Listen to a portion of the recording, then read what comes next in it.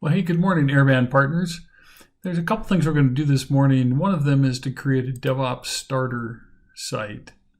And I'm going to go ahead and create a new DevOps starter site.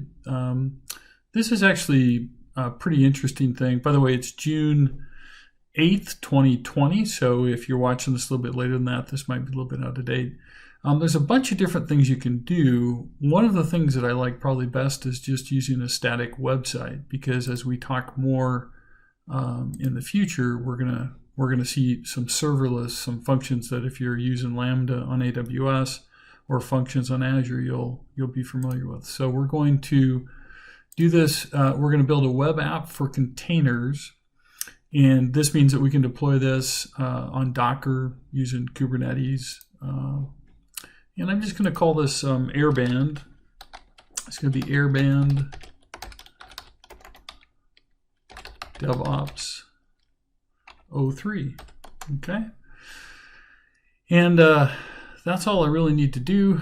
Give it the account, the subscription, and the web app name, and then what location I want it in, what region. Now, some additional settings I could set up here. Do I want to create a new DevOps organization? No, I don't. And also, do I want to change the kind of server that I want to put it on? I think I'll just use the defaults in this case. I think they're pretty good. So we're going to go ahead and say done. And then as we provision that DevOps starter, we have all of the things. If you've thought about DevOps and you've thought about stories and boards and all of those things, Microsoft has done a terrific job of taking all those DevOps best practices and simply engineering that into, I think, the easiest way to do DevOps if Azure is your primary platform. So very simple. We're actually watching it deploy now. By the way, you can always look up here and see what's going on if you want to watch the provisioning. You can actually also download the deployment details, but that's really all we need to see here. So the operation is happening, and in just a moment we'll actually see that this is complete.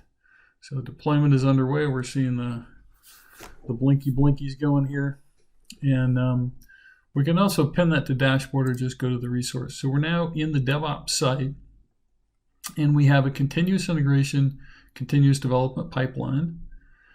We can put code in, we can put build in, and it's still working, but I'm just going to go to the project homepage and see what we have. And you guys may have recalled that if we think of the overview about this project, we can have a little wiki.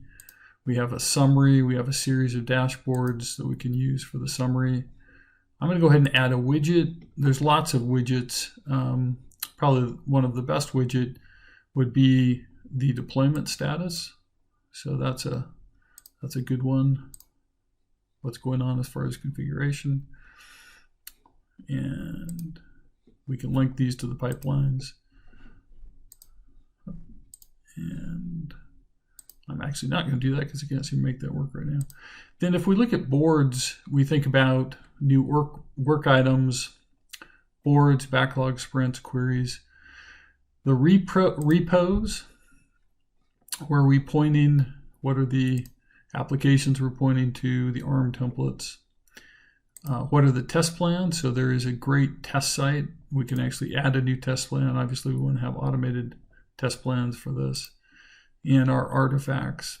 And interestingly enough, and you might not know it if you hadn't spent a little time here, I can browse the marketplace, and I can go look in the marketplace for things like Azure Slack integration or delivery plans or test plans, all sorts of different pre-integration dones. I might go to this Microsoft Teams integration and get started here.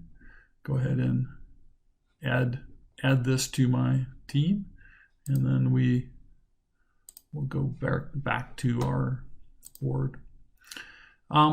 Pretty straightforward, pretty easy to do. And now when we want to log into our particular project, we can do it right here.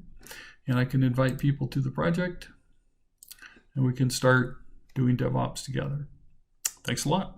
Have a good day.